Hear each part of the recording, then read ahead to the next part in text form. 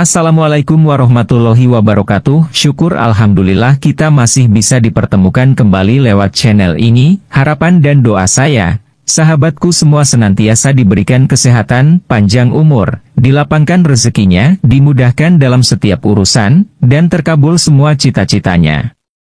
Sahabat beriman yang dirahmati Allah, ada 4 golongan manusia yang paling dibenci oleh Allah Subhanahu wa Ta'ala di hari kiamat. Hal ini disampaikan Rasulullah melalui hadisnya. Berdasarkan riwayat Abu Hurairah, Rasulullah pernah bersabda, 4 orang yang dibenci oleh Allah: para pedagang yang bersumpah, orang miskin yang sombong, orang tua yang berzina, dan pemimpin yang zalim. Hadis riwayat Nasai dari Abu Hurairah. Inilah penjelasannya. 1. Pedagang yang bersumpah.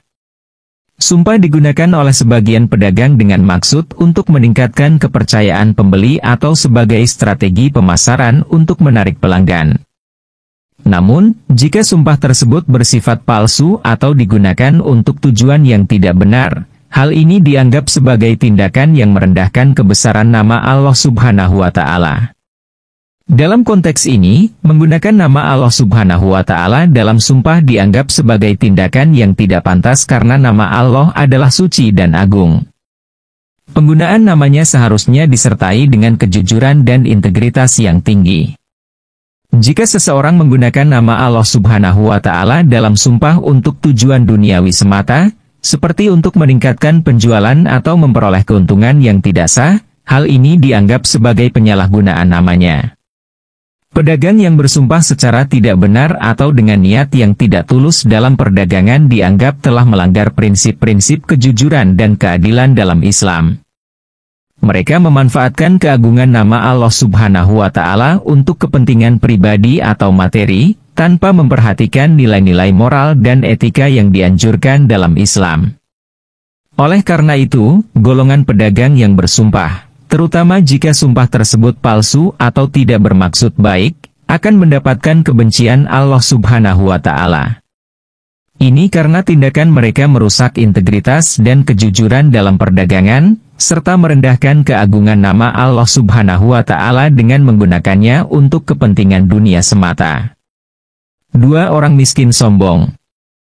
Dalam ajaran Islam, kesombongan adalah salah satu sifat yang sangat tidak dianjurkan.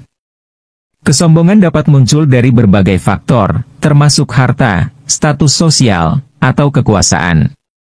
Namun, golongan yang secara khusus disoroti dalam penjelasan tersebut adalah orang miskin yang sombong. Orang miskin yang sombong merupakan mereka yang tidak memiliki kekayaan materi namun merasa lebih tinggi dari orang lain, merendahkan orang lain, atau merasa tidak membutuhkan pertolongan Allah Subhanahu wa Ta'ala. Mereka mungkin merasa bahwa mereka lebih baik dari orang lain meskipun secara materi kurang beruntung. Dalam Islam, semua manusia, tanpa memandang status sosial atau kekayaan materi, dianggap sama di hadapan Allah Subhanahu wa Ta'ala. Kekayaan materi tidak menentukan derajat seseorang di mata Allah Subhanahu wa Ta'ala, tetapi yang diperhatikan adalah keikhlasan hati, amal soleh, dan kesederhanaan dalam hidup. Orang miskin yang sombong dianggap telah melupakan prinsip-prinsip ini. Mereka mungkin merasa rendah diri atau cemburu terhadap orang lain yang lebih kaya, sehingga menciptakan perasaan sombong sebagai bentuk kompensasi. Mereka juga mungkin tidak bersyukur atas nikmat-nikmat yang telah diberikan Allah Subhanahu wa Ta'ala, bahkan jika mereka memiliki sedikit harta atau rezeki. Kesombongan, baik dari orang kaya maupun orang miskin, adalah sikap yang tidak diterima dalam Islam. Rasulullah mengajarkan pentingnya kesederhanaan, kerendahan hati, dan bersyukur atas segala nikmat yang diberikan Allah Subhanahu wa Ta'ala kepada kita, terlepas dari status sosial atau kekayaan materi. Oleh karena itu, orang miskin yang sombong termasuk dalam golongan yang dibenci oleh Allah Subhanahu wa Ta'ala karena mereka telah melanggar nilai-nilai kesederhanaan, kerendahan hati, dan bersyukur dalam kehidupan, yang merupakan prinsip-prinsip penting dalam ajaran Islam. 3. Orang tua yang berzina. Dalam ajaran Islam, zina atau perbuatan berhubungan intim di luar nikah merupakan perbuatan yang sangat tercela dan dilarang keras. Zina tidak hanya merusak keutuhan moral individu, tetapi juga membahayakan stabilitas sosial dan keharmonisan masyarakat. Dalam konteks golongan yang disebutkan, yang dibenci oleh Allah Subhanahu wa Ta'ala adalah orang tua yang melakukan zina. Orang tua memiliki tanggung jawab yang besar dalam mendidik anak-anak mereka dan memberikan teladan yang baik dalam kehidupan. Mereka seharusnya menjadi contoh yang baik bagi generasi mendatang, menunjukkan integritas moral dan kesucian dalam perilaku mereka.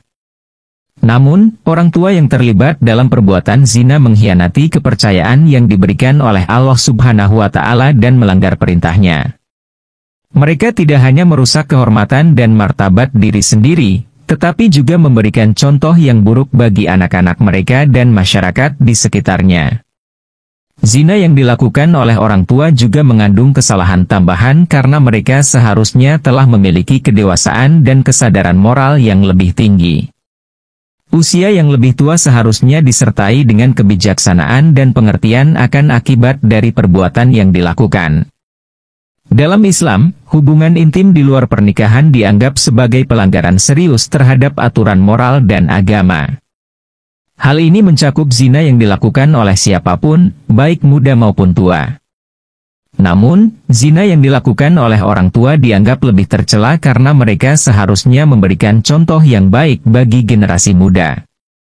Oleh karena itu, orang tua yang terlibat dalam perbuatan zina termasuk dalam golongan yang dibenci oleh Allah Subhanahu wa Ta'ala karena mereka telah melanggar prinsip-prinsip moral dan agama, mengkhianati kepercayaan yang diberikan Allah Subhanahu wa Ta'ala, dan memberikan contoh buruk bagi anak-anak mereka dan masyarakat di sekitarnya.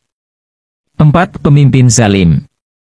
Dalam ajaran Islam, pemimpin memiliki tanggung jawab besar terhadap rakyatnya dan amanah yang diberikan oleh Allah Subhanahu wa Ta'ala.